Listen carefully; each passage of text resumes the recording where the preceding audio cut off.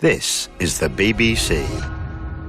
This podcast is supported by advertising outside the UK.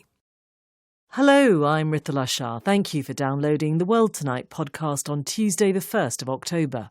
On the programme, celebrations in Beijing to mark 7 decades of Communist Party rule. But in Hong Kong, a protester is shot by a police officer.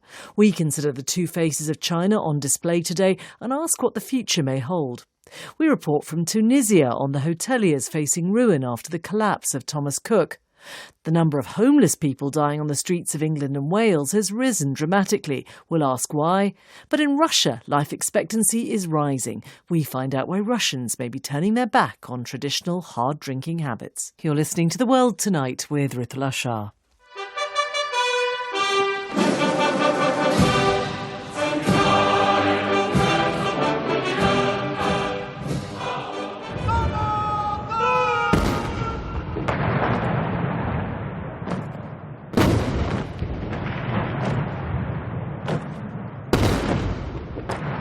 It was the best of times, it was the worst of times. Thousands of tightly choreographed tanks and troops paraded through the streets of Beijing, while in Hong Kong, protesters clashed with the police and one man was shot at close range.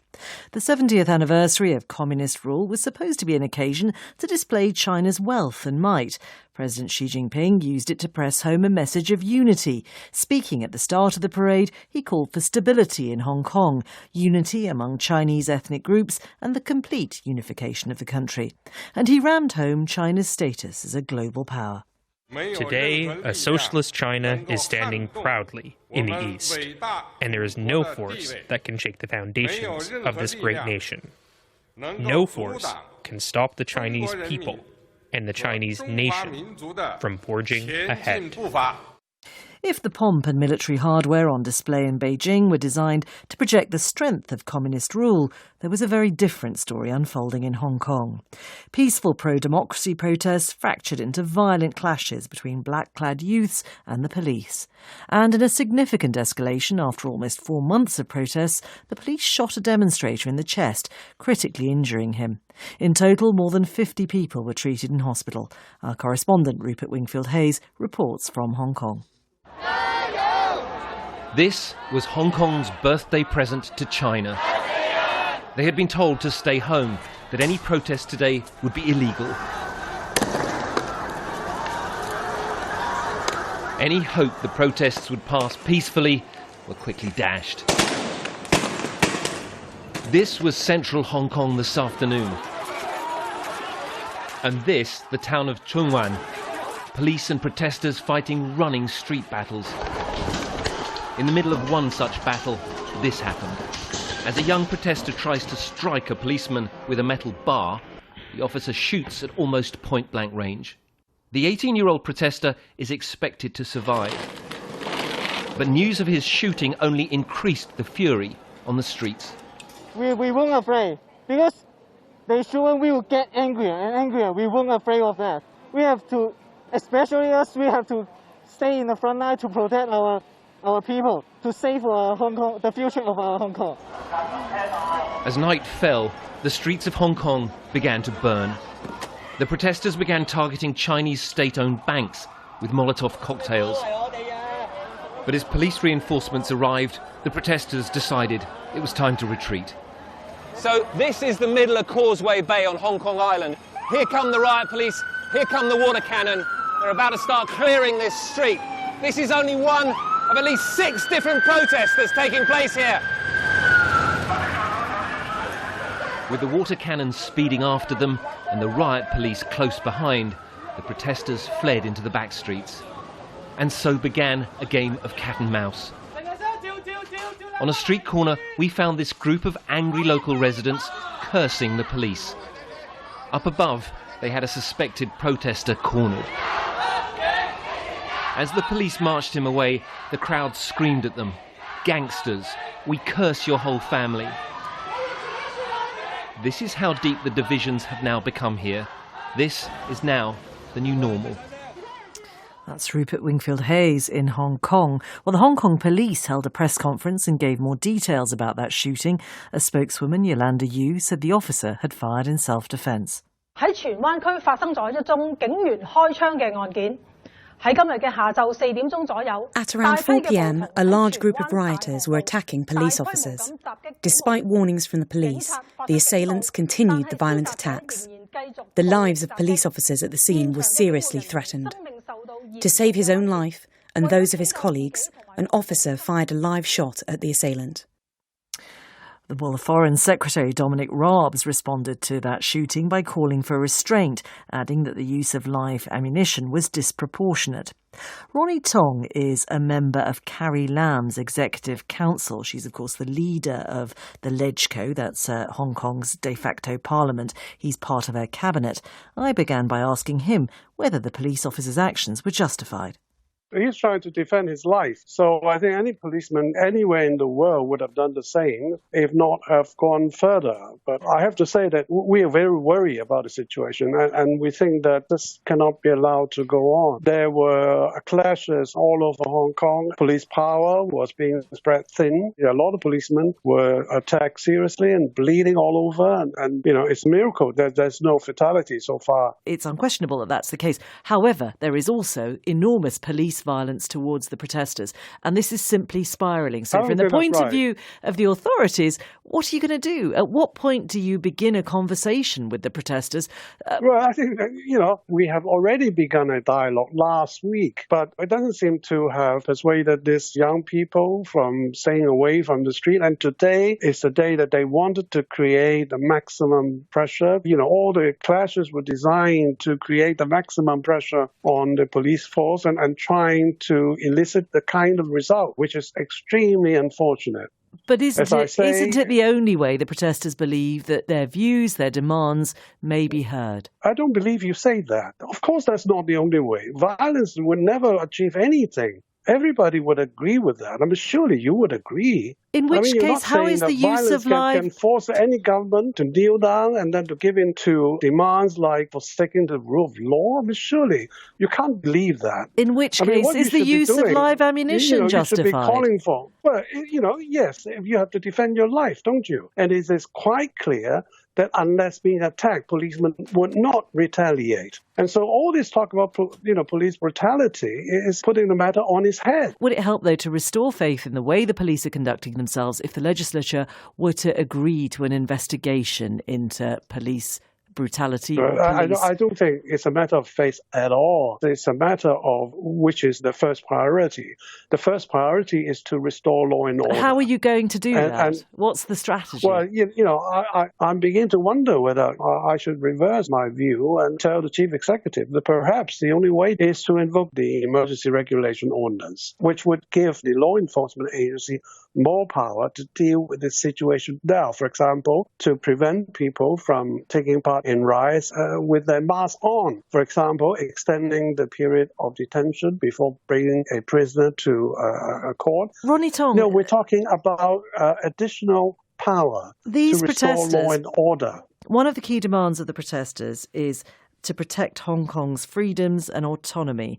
If you were to take a step like that, isn't it simply playing into their hands, into their idea that actually Hong Kong is no longer free? No, that's not true. I mean, ask anybody, what kind of freedom is anybody in Hong Kong lacking? The freedom to protest? No, the freedom to throw petrol bombs? Are you talking about this? I mean, you're not serious. There is freedom in protesting, in peaceful rallies. You've seen on television, we have millions of people marching in the street peacefully every day. If you want to stop the violence, would it be possible to discuss the freedom to choose the legislature, the freedom to choose their chief executive? These are the demands that they are talking about. You can do that, in a peaceful way. You must understand that there has to be a broad consensus before we can do that. Unfortunately, 5 years ago, that went to the ground because there was no broad consensus. Any political reform cannot go forward unless there is a suitable, calm and rational atmosphere in the community where people can sit down and talk about the matter rationally. You can't force universal suffrage by throwing petrol bombs and by trying to kill people. That's Ronnie Tong, who's a member of Carrie Lam's cabinet. The events in Hong Kong have marred a day when the Communist Party will have wanted to bask in its achievements. China may be justifiably proud of its rapid economic growth and its emergence as a global player.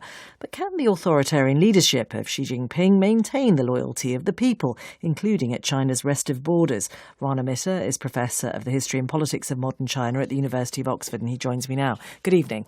Hello. Professor Mitter, let's begin with Beijing and that display on the streets of Beijing. I mean, I saw a long list of the missiles that were there on the streets. What's the message? I think that particular message is about a phrase that actually goes back to the late 19th century, and that is strong army, rich country. Now, in fact, that was long before the communist period, but that particular motivation, that particular set of ideas about what a strong China should be is very much in the minds of today's leaders. And by showing the weaponry, by showing how far China's military side has come, it's reminding the world that China is no longer a weak country that can be bullied by anyone else. And I think the target of that, even though it was never named, is almost certainly the United States. And that was reinforced by President Xi's speech.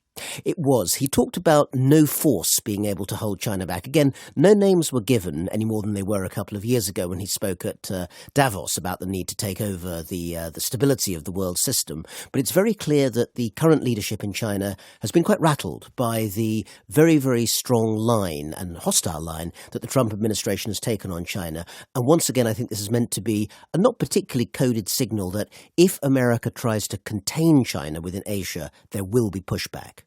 So is the message from today and from what we've seen of President Xi's leadership that China is now not only expanding its horizons, showing its face across Asia, showing its power across Asia, but actually wants to step up globally? It does. And of course, some of the messages that have been sent are, of course, not about the military at all. They're about economics and development. The Belt and Road Initiative, the way in which China, not necessarily in a purely top-down way, but by using its connections with business and with the new bank that it's set up, the Asia International Infrastructure Bank that started about 5 years ago, is looking to essentially paint itself as a provider of economic development, not just in Asia, but in Africa, Latin America, and around the world. And that's proving, that's aiming to try and demonstrate a more benevolent face to the world that's in contrast with the nuclear missiles, which were perhaps more in evidence today. A benevolent face, but does China have soft power? I don't think it does yet, in the sense that soft power means the ability to try and persuade people to do what you want to do without the use of force. China has the power to impress people. Many people rightly admire the strides that China's made over 70 years. And remember, this is a commemoration, or a celebration, one should say, really, of the 70 years since the 1949 revolution, and poverty reduction, bringing millions of people out of poverty as part of that. But China still has too much of a sense that it's come top down. It's come from an authoritarian politics. It's a state that doesn't know how to relax about itself, and that has meant that it's failed so far to persuade people to essentially relax in China's presence. And that authoritarian leadership, never really more obvious than now in the very recent past, can it contain the sort of unrest that we're seeing in Hong Kong and elsewhere, in Xinjiang, where we can't see it, but we know it's probably happened? Well, let's remember that China's Communist Party has become one of the most flexible animals in the world. 40 years ago, under Deng Xiaoping, it essentially changed China's economic system from top-down Soviet-style communism to actually a form of capitalism, which with certain tact they call to this day socialism with Chinese characteristics. So China's party is capable of change. What it needs to be doing is to understand that actually sometimes less is more, that flexibility, hearing alternative voices, and allowing a free and frank debate within many people in the country who actually rather admire much of what the party has done economically, but want a greater voice, should be able to say. When it gets to that stage, it probably will actually find that it increases rather than decreases stability. Professor Rana Mitter, thank you very much. Boris Johnson will make his first Conservative Party conference speech as Prime Minister tomorrow, and he's expected to unveil a new Brexit deal. The Telegraph has a readout of what that deal may look like, and I'm joined now by Peter Foster, the paper's Europe editor. Peter Foster, what have you been hearing? Yeah, so we've been given a pretty detailed readout of what the deal contains. It's being loosely described as 2 borders for 4 years.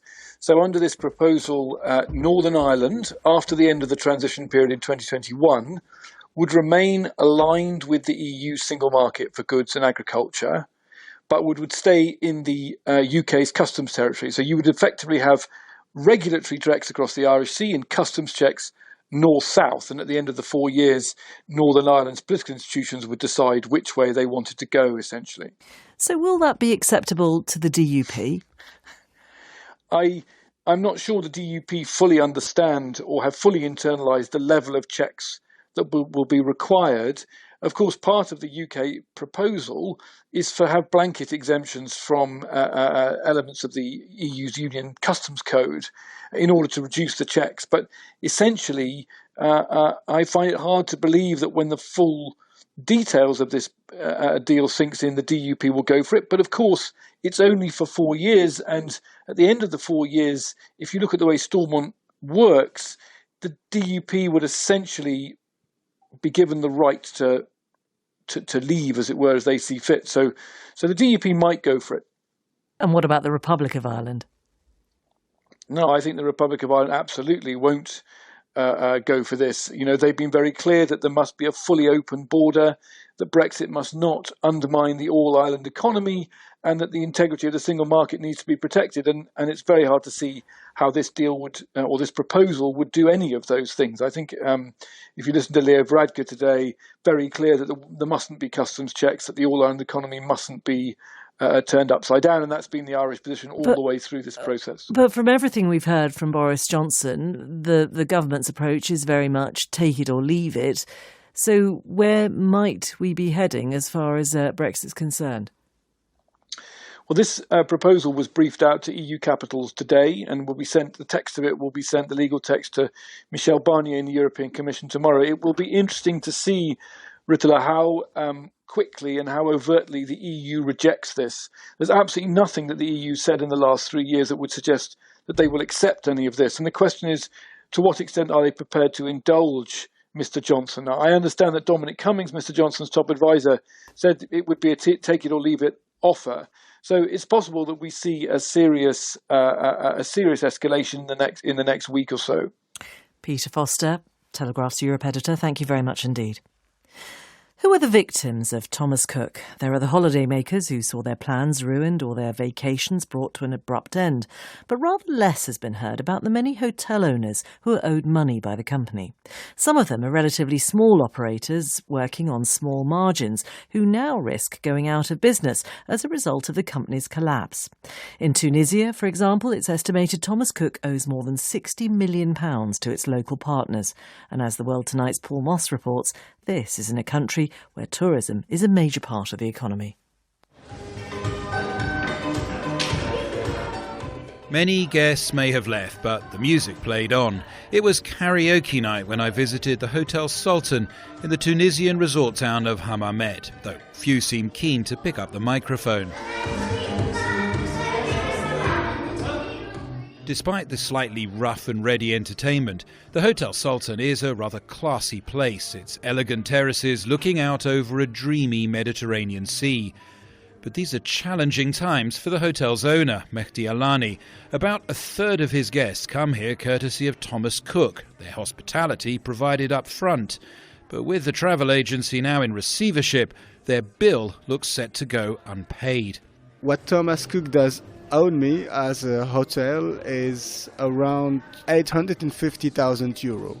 On the same time, we don't have any information. Thomas Cook does not exist. We don't have any contact anymore. We already paid for the customers. We give them the rooms, we give them the food, the drinks. They were all inclusive. We paid suppliers and the money just disappeared. At the busy offices of the Select Travel Agency, news of the Thomas Cook collapse really did come more as a shock than a surprise. The general manager here, Nader Rosier, acknowledged that she and others had followed the company's difficulties. They knew of its financial dire straits. It's just, she says, deep down no one really believed that a brand so well known in Tunisia could simply disappear. The industry was following what was happening, but following in total disbelief and denial, I think. So when the news came out, I think it took people 48 hours to start moving and start, calling their bankers, trying to find out what the risks were. Were they going to survive this? Thomas Cook is like God in the industry, and is like, God doesn't die. The collapse of Thomas Cook has hit hotel owners around the world, but it does feel like a particularly cruel blow here in Tunisia. Just 4 years ago, this country was hit by 2 terrorist attacks on tourist sites, and as well as the horrific loss of life, the tourism industry here was devastated. Bookings were cancelled. This resort, Hammamet, stopped being the bustling place it is today. Jobs disappeared overnight. The town went quiet. And it's taken 4 years to rebuild the tourist industry back up to where it was. So if hotel owners here now face vast bills going unpaid if they go out of business, that's not like someone being kicked when they're down, more like they were just getting up again as the boot hit them square in the face. My name is Mouna Ben Halima, member of the elected board of the National Hotel Federation. We have more than 40 hotels working very closely with Thomas Cook, and some of them are even threatened of bankruptcy. So we are asking for a special fund that British government can give to support the hotel for the next months. I guess some people listening will say, look, sad as the story is, this was a private business arrangement between Tunisian hoteliers and a private company, Thomas Cook. Why should the British government get involved? Because hotels have been working so hard after the terrorist attack in 2015 to meet the expectation of British tourists, investing in security, that now I think it's very fair to ask for such special fund. The Hotel Federation's request was made to the British Embassy in the capital, Tunis. But when I called them, they just referred me to the UK Civil Aviation Authority website. And that makes no mention of any special funds being set up. And some see this whole affair as underlining just what a fickle business tourism is, how risky it is for any country to put too many eggs in this one fragile basket. 1 in 10 working Tunisians is now employed in the tourism industry, so their livelihoods are exposed to the vagaries of international travel fashion and international strife, according to Wajdi Ben Rejeb, Professor of Economics at Carthage University. Our neighbors' countries have problems. We have war in Libya, but also political issue in Algeria.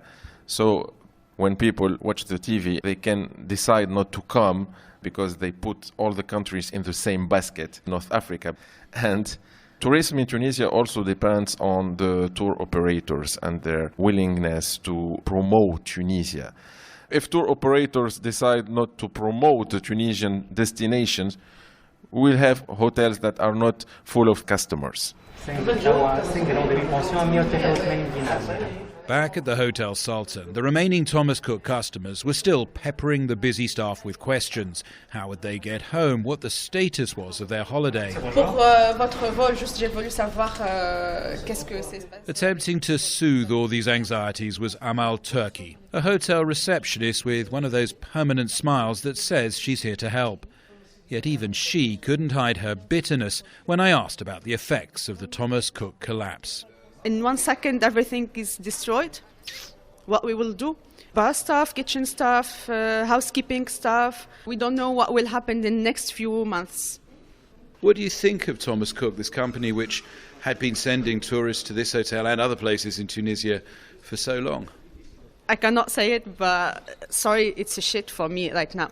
Because the company demanded a lot for their customers, but when it is collapsed, nothing for us as employees or as a country. People don't know what will happen with their lives. That report from Paul Moss in Tunisia. More than 700 homeless people died in England and Wales last year, a rise of 22% in just 12 months. That's according to the Office for National Statistics. And if that wasn't bad enough, drug poisoning was a major factor behind the increase. Deaths from drugs have more than doubled in the 6 years the ONS has been recording the data. Sid Williams is a former youth worker who founded a mobile hostel in Manchester earlier this year called the Embassy Bus, which houses more than a dozen homeless people each night. And he's on the line now. Good evening. Hello. Sid, is there a particular advantage to having a shelter on a bus? Yeah, there is actually. When I went to see Manchester City Council a couple of years back and asked them about setting up a homeless shelter, they sort of said to me, well, there's quite a lot of legislation involved you have to meet. And of course, planning permission isn't particularly always an easy thing. So I said, well, what if I took an old luxury tour bus and turned that into shelter? And they said, oh, there is no legislation that exists for a homeless shelter on wheels. Obviously, no planning permission, no council tax, the rest of it. So it allowed us to get started quite quickly. It's also cheaper than renting a building. So practicalities there. Is it full tonight? And what can you actually, how well can you look after people? We are full. I'm here now, although I've stepped outside because otherwise you'd hear all the lads talking in the background. We try our best. I mean, we only started on the 8th of January, but we've already had just over 70 guests. I think what makes us more than just a shelter is we try and be a whole program. So people come to us, and unlike many places we say you can stay as long as it takes, but as long as we think you're taking it seriously. And so then we partner with 6 different companies in Manchester, and we're hoping to add more to provide first. And we're talking about genuine jobs, full-time, living wage, for decent length contracts. And we're the only shelter that I'm aware of in Greater Manchester that doesn't charge rent to people who are working. So then it means our guests are regularly able to get a job and then leave us within 6 to 8 weeks. So and we continue to visit them once they're housed. That's the good news. But in those figures released today, the northwest of England, including Manchester, is the second highest area after London for deaths of homeless people. Are you surprised by that? Not particularly, no. There are an enormous number of people coming onto the streets. There were some government figures released not long ago that suggested, I mean, I don't know how they exactly calculate this, of course, but they reckon something like 1 in 200 Britons is homeless. Now, that doesn't mean 1 in 200 people is on the street, of course, but it's at a level we've not witnessed, I don't think, before, potentially. And you know, I can only really speak for Manchester, but we've seen what we reckon to be about a 3-fold increase in people sleeping rough in the last couple of years. So that's quite shocking, really, because 3 years ago, you know, services were stretched then, you know. And very briefly, what are the reasons that people give for finding themselves homeless? Do you know what? When I first started this, I'd volunteered with street runs and things like that, and so I thought I knew what I was getting into, and I thought, there'll be sort of 4 or 5 classic reasons, you know, and a few anomalies. But out of 70-odd guests, we've had almost 70 different reasons. Gosh. And, you know, all sorts of unusual things. You know, one guy's house just burnt down. It's like, oh yeah, that's another way. I think what we've decided is that relationship breakdown is probably the number one most common theme, ahead of any kind of, I'd say probably less than 10% of our guests would link it to any kind of addiction. Break some stereotypes. Sid Williams, thank you very much. Well, we did ask the government for an interview on this. No one was available. In a statement, they said, we're investing £1.2 billion to tackle all forms of homelessness and made the most ambitious change to legislation in a decade. This is helping more people than ever before access vital support to prevent them from becoming homeless in the first place.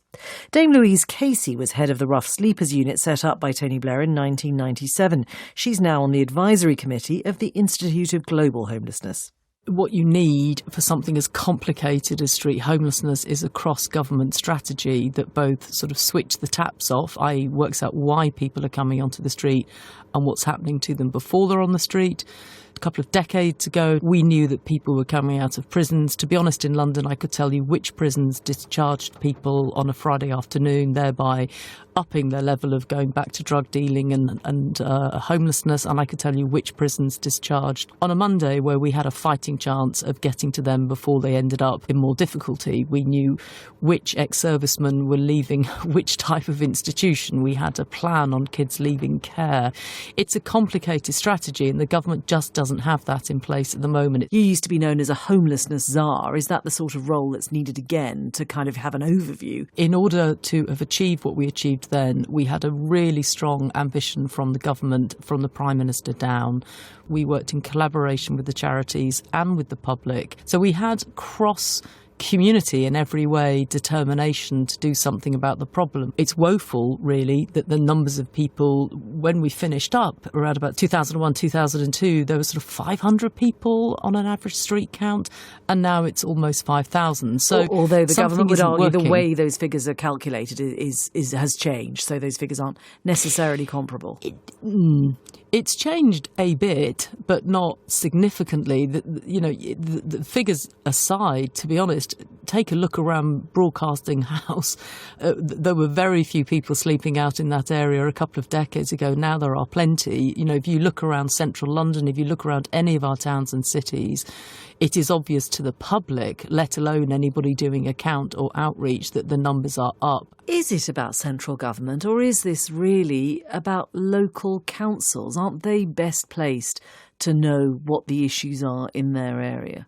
I have mixed feelings about that. I mean, apart from the fact that local councils have been the worst affected by austerity cuts from 2010. I mean, they have been hollowed out in terms of their resources, and very few councils have the ability to meet their so-called preventative duties on homelessness. And I've worked for a long time in Whitehall. I've worked for prime ministers that believe that you make changes through law and put laws through Parliament. I've worked for other people that believe that you make fiscal changes to get changes to the system. And something like rough sleeping just cuts in the middle of all of that, because it needs a whole government approach, a local government approach, and charities. But to just pin this on local authorities would be a real mistake when you think they can barely have the resources to take care of old people that need social care, yet alone vulnerable children that we have to remove from their families and support ourselves. They can barely keep those very basic services going.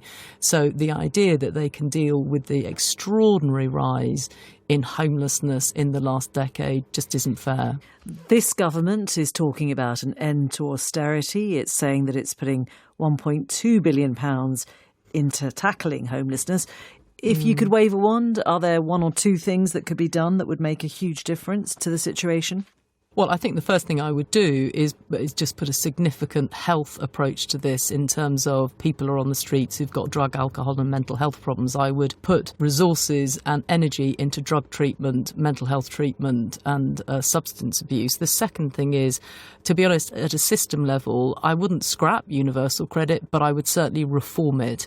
Forcing people to wait 6 weeks before their benefit kicks in is a cause of homelessness. And so there are some systemic things the government could do, and then there's some frontline things they could do in terms of a different approach to people who are stuck out on the streets. That's Louise Casey, who is Tony Blair's homelessness czar. Вот в этом и есть секрет этой прекрасной кристально чистой водки Распутин. Кристально чистый Распутин. Настоящий только с волшебным портретом. That's a Russian television commercial from the 1990s advertising the crystal clear Rasputin vodka. It's a truism to say Russians drink copious amounts of vodka, except it seems they no longer do. According to the World Health Organization, Russians are drinking 43% less than at the peak, which was in the early years of this century. And the drop in alcohol consumption means that life expectancy has gone up too.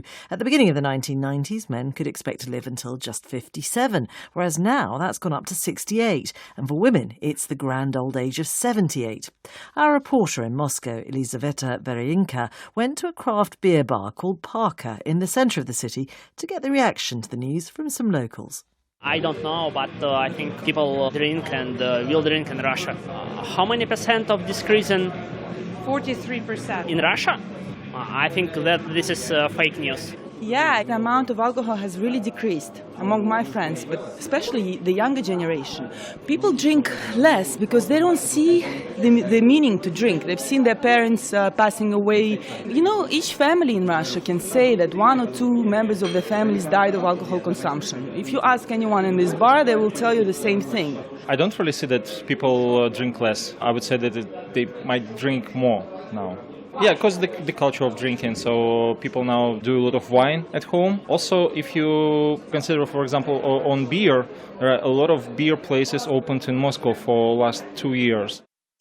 Well, those are drinkers in Moscow. Oliver Bülow is the author of The Last Man in Russia and the Struggle to Save a Dying Nation, a book about Russia's relationship with alcohol, and he's with me now. Good evening. Good evening. What's changed?